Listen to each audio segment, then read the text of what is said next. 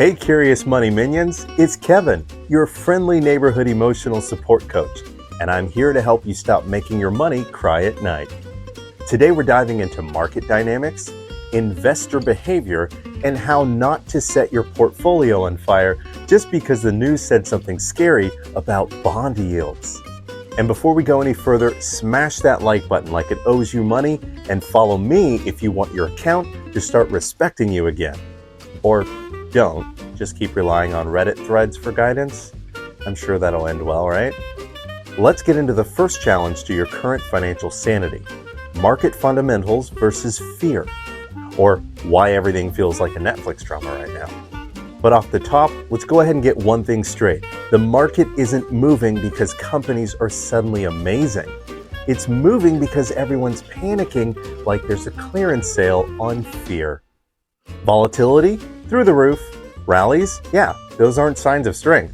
They're more like that awkward, "I'm fine" text after someone's been ghosted by their Tinder date for 3 days.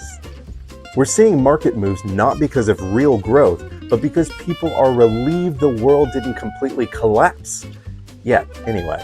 Now, let's go ahead and take a look at the current market conditions.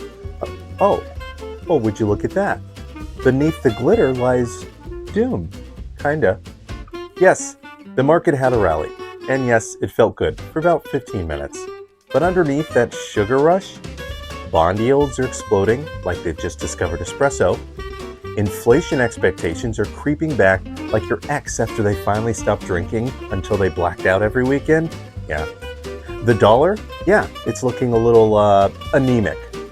That's how we can put it. Even big shot financial institutions are dropping hot words like uncertainty, right?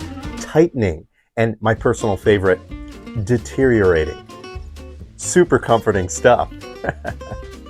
All right, so let's talk about reading signals like a pro instead of like an over-caffeinated day trader. Look, here's the deal. Smart investors don't chase headlines. They follow behavior. If gold prices are rising, then bond yields are flipping out, and CEOs are suddenly quiet on earnings calls. Yeah, that's not a coincidence. That's a clue. A very loud, neon-lit Vegas-style clue. Pro tip: when the CEO starts sounding like your uncle who just discovered conspiracy theories, we're staying agile in uncertain times. Yeah, maybe don't dump your entire portfolio into the stocks, okay? One of the bear market's favorite hobbies is faking recovery. You think it's over? Just kidding. Historically, bear markets love to rally right before they yank the rug out, like a bad magician. Remember 2001? 2008, 2020? Yeah, those weren't plot twists. They were patterns. So how do we recognize legitimate recovery signs? Number 1, credit market stabilization. Number 2, cooling macro pressure. And number 3, liquidity creeping back like it forgot its keys. Until then, those green days on the stock charts probably represent temporary indigestion.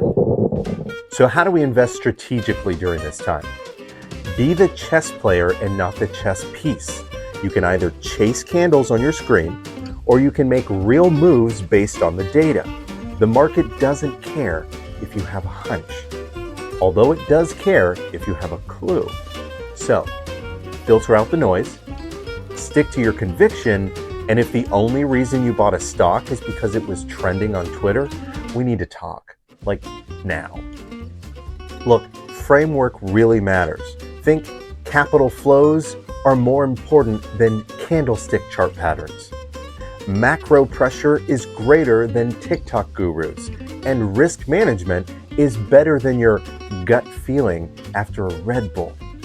By the way, if this video is making you rethink your entire investment strategy, well, good. Now go ahead and like it before you start panic Googling what liquidity means. Now let's consider some practical tactics, aka the grown-up way to handle your money. All right, so how do we stop the madness? Number 1, position sizing. If you're betting the farm, you better own that farm. Number 2, patience. This isn't a casino. Unless you treat it like one, then good luck with the strategy. Number 3, discipline. Emotional trades are like drunk texts. They may feel right at the time, they're not. Be deliberate, be prepared, and be the person future you thanks later. Not the person who panic sold at the bottom and bought crypto at the top. Thinking of making a panic trade? Well, just wait 5 minutes and then think of me judging you silently from this video. So go ahead, like and follow if you want your bank account to stop crying itself to sleep every night. So, in conclusion, prepare, don't predict. Here's the bottom line. You cannot control the market, but you can control your decisions. So stop chasing headlines, ignore the noise, and start acting like the CEO of your own portfolio, not the intern who just spilled coffee on the earnings report. Stay calm when everyone else is freaking out, because being cool under pressure, that's how you actually win. If this video taught you something or mildly entertained you, in a laugh through the pain kind of a way, do me a favor, like it, follow me, and share it with that one friend who still thinks Dogecoin is going to fund their yacht next year. I've been Kevin with MoneyTreeAndMe, providing better security and ensuring better lives. Make it a great day.